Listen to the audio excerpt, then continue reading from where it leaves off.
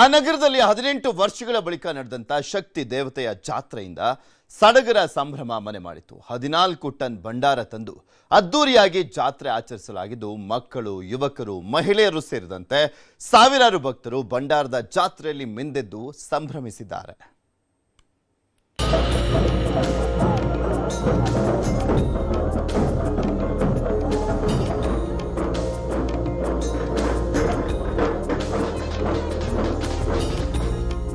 ವಾದ್ಯ ಮೇಳ, ಕುಂಭಮೇಳ, ಡೊಳ್ಳು ಕುಣಿತದೊಂದಿಗೆ ಕಳೆಗಟ್ಟಿದ ಈ ಭವ್ಯ ಮೆರವಣಿಗೆ ಭಕ್ತರ ಭಕ್ತಿಗೆ ಸಾಕ್ಷಿಯಾದ 140 ಕ್ವಿಂಟಾಲ್ ಭಂಡಾರ.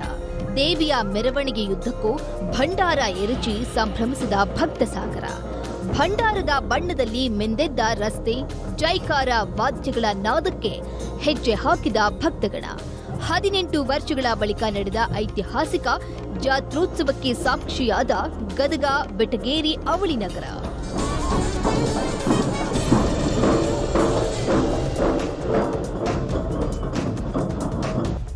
ಇದು ಗದಗದ ಒಕ್ಕಲಗೇರಿ ಓಣಿಯಲ್ಲಿ ಕಂಡುಬಂದ ಭಕ್ತಿಯ ಸಡಗರ. 18 ವರ್ಷಗಳ ಬಳಿಕ ಶಕ್ತಿ ದೇವತೆ ದ್ಯಾವಮ್ಮ ದುರ್ಗಾದೇವಿ ಜಾತ್ರೆ ನಡೆದಿದ್ದು 9 ದಿನಗಳ ಕಾಲ ಹರಿಜಾತ್ರೋತ್ಸವ ಅದ್ದೂರಿಯಾಗಿ ನೆರವೇರಿದೆ. ರಾಚೋಟೇಶ್ವರ ಟ್ರಸ್ಟ್ ನೇತೃತ್ವದಲ್ಲಿ ಈ ಜಾತ್ರೆ ನಡೆಯಿತು.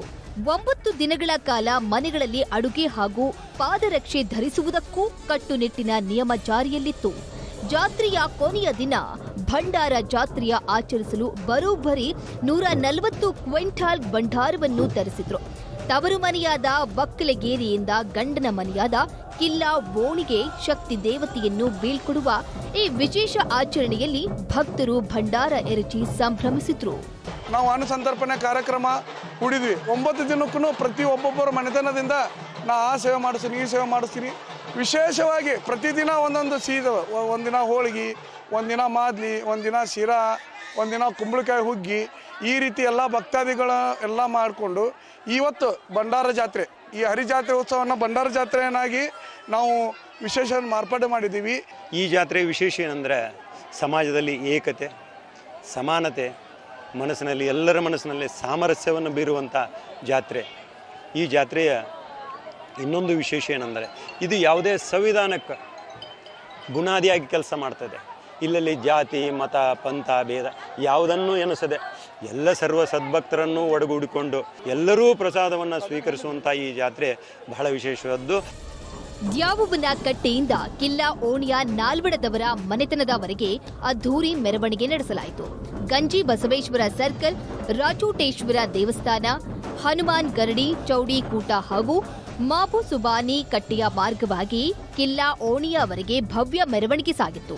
108 ಡೊಳ್ಳು ಕುಣಿತ, ಸಮ್ಮಾಳ, ಚಂಡಿವಾದ್ಯ, ವೇಷಧಾರಿಗಳ ಪ್ರದರ್ಶನ ಹಾಗೂ ಮಹಿಳೆಯರ ಕುಂಭಾರತಿಯಿಂದ ಮೆರವಣಿಗೆ ಮತ್ತಷ್ಟು ಕಳೆಗಟ್ಟಿತ್ತು.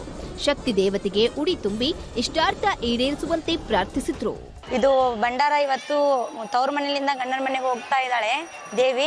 ಅವಳದು ಇವತ್ತು ಭಂಡಾರ ಪೂಜೆ ಇದೆ. ತುಂಬ ಖುಷಿ ಆಗ್ತಾ ಇದೆ. ನಾವು ಹೆಣ್ಮಕ್ಳು ನಮ್ಮ ತವ್ರ ಮನೆಗೆ ಬಂದಿದ್ದೀವಿ. ನಾವು ಈ ಆಚರಣೆಯನ್ನು ಮಾಡ್ತಾ ಇದ್ದೀವಿ, ಹರಿಜಾತ್ರೋತ್ಸವವನ್ನು. ತುಂಬ ಖುಷಿ ಆಗ್ತಾ ಇದೆ.